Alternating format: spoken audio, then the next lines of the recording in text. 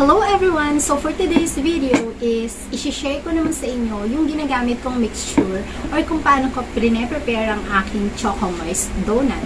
So, andito yung mga ingredients, isi-share ko siya sa inyo, pati yung sukat na ginagamit ko. Para naman in case na gusto nyo rin gumawa or gusto nyo rin magnegosyo, pero huwag naman dito sa bandang area namin na kung mga malayo-layo kayo, doon na kayo magbenta kasi alam nyo naman, parang, diba?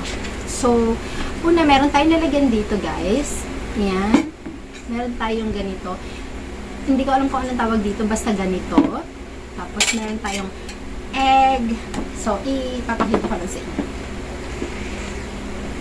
So, yan yung mga kailangan natin. Egg, meron tayong vegetable oil, meron tayong brown sugar, meron tayong cocoa powder. Make sure na ano siya, unsweetened.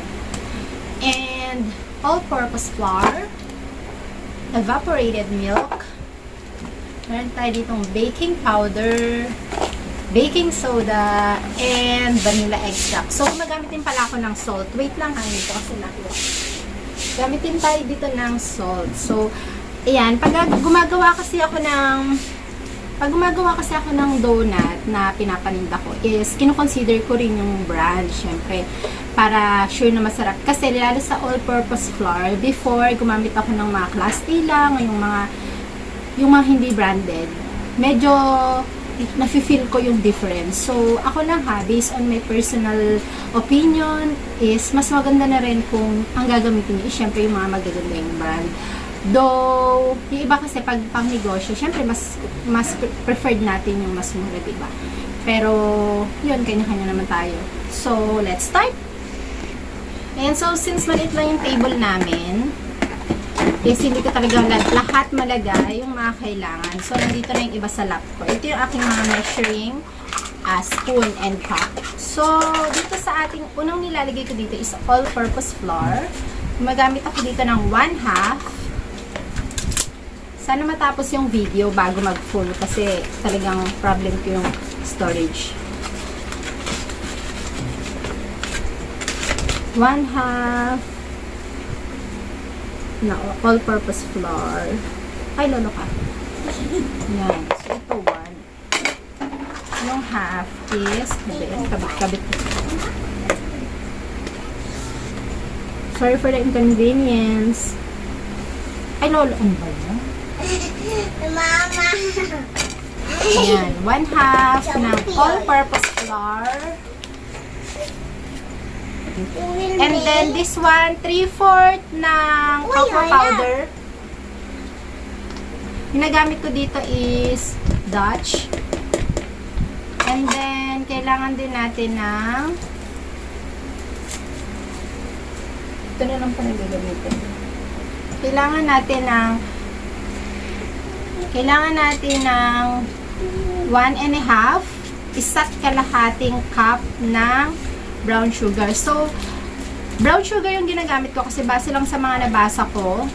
Pero, hindi ako sure kung talagang it affects. Pag brown sugar daw, mas moist yung yung donut, yung bread. So, yung mga mas may alam dyan, comment down below kung talaga mas nakaka-apekto yun. Then, itong 2 eggs, nakalagay sa recipe is 3. Doon sa guide na sinunod ko. Pero, mas, based on my own experience, mas okay yung moist. Pagka-moist niya, pag 2 egg lang. Tapos, 2 eggs yan. Tapos, isang can ng evaporated milk.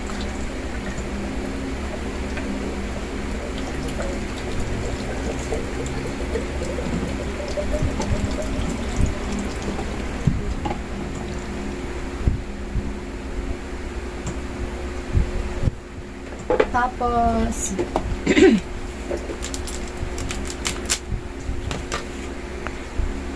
1 teaspoon ng baking powder.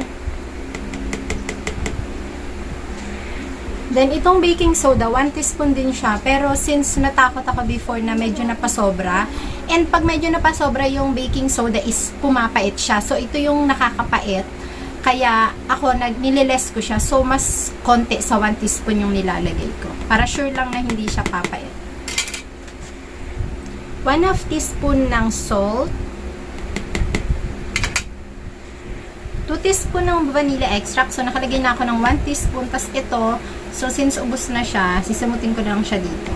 2 teaspoon yan ng vanilla extract. And then 1/2 cup ng vegetable oil. Mama, kita ko. Ayan. This ball. Orange ball. And then, imimix na natin siya. So, make sure na wala kayong makakalimutang ingredients kasi lalo sobrang sayang yung gastos. Pag kunyari nasalang na tapos may naiwan pala na po. Tapos ayan, i-mix-mix nyo lang siya. Huwag kayong mag-overmix. Dapat ganito lang siya, relax lang. Dapat galing sa puso. Char. Slowly but surely. Yan.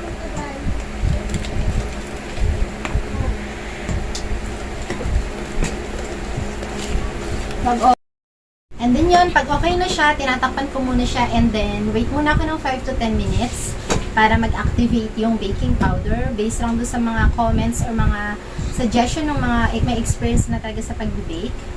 Stay ko mo siya 5 to 10 minutes then tsaka ko siya lulutuin. So, sana nakatulong sa inyo doon sa mga curious kung paano niluluto and doon sa mga gusto rin gumawa na sarili nila. Comment down kayo kung may questions kayo and don't hesitate to comment, to suggest, or anything kung may idea kayo or knowledge sa paggawa ng mini donut para sa mga gusto rin matuto. So, thank you for watching. Don't forget to subscribe. Bye-bye!